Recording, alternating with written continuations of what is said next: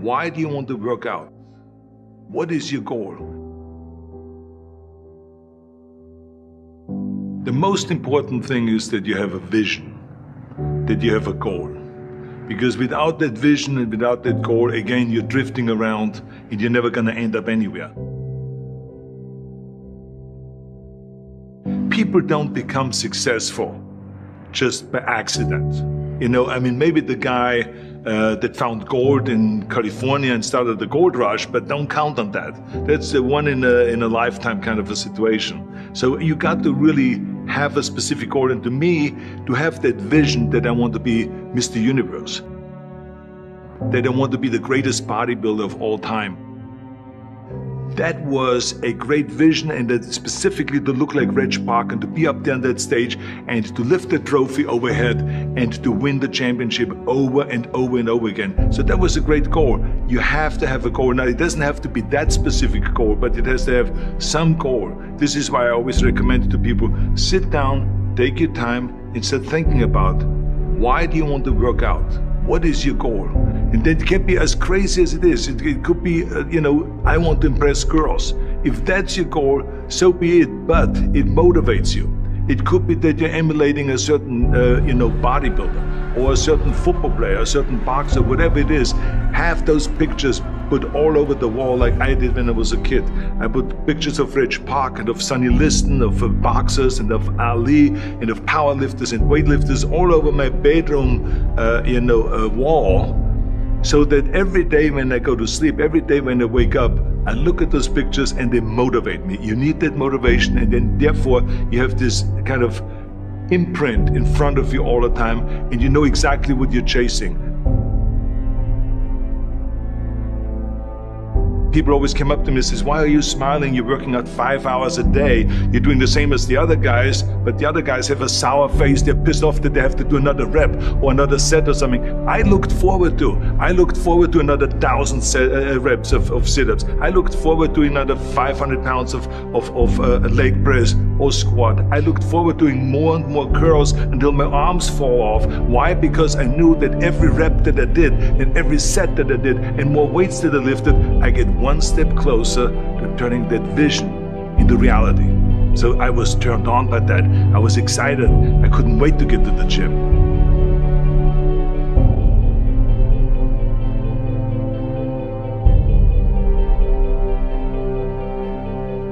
I remember that when I weighed 245 pounds, and Bob Rafelson, the director of Stay Hungry, said to me that I'm interested in having you come in for a reading and work on your acting and all this, because I'm interested in having you in a movie to star with Jeff Bridges and with Sally Fields.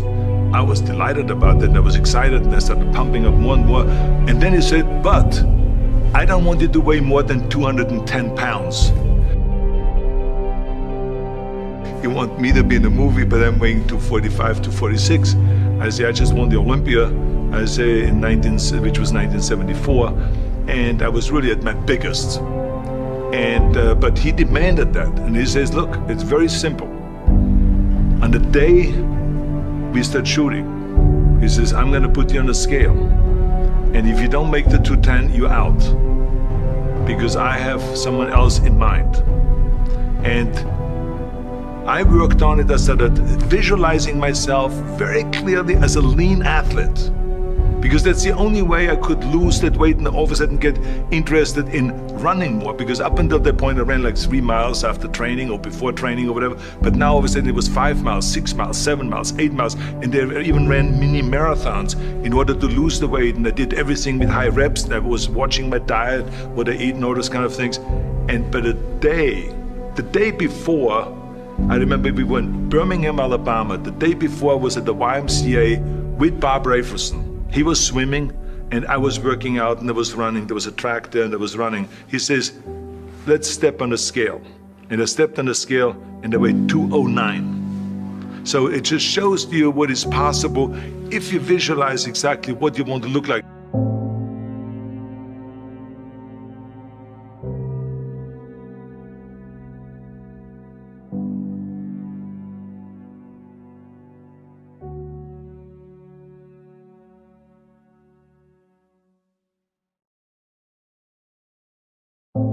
And there was no room for any kind of like, well, I can't get my act together or anything like this, because there's only a certain amount of time. But the key thing again is have the clear vision.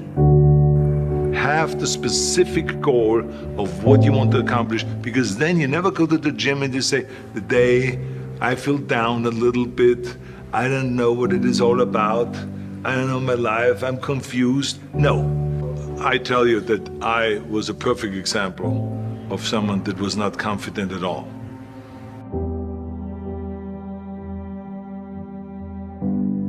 I mean, when I was a kid, I was just like any other kid. I had my hang-ups and problems and all this.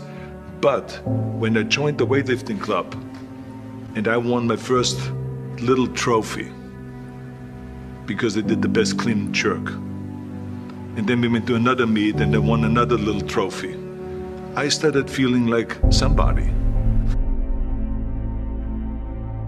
But the bottom line is, everyone can use the same method, because I used it in politics, I used it in making money, I used it in everything that I've done in the movie business. When you have one little victory, little victories add up, and that is what gives you then ultimately confidence.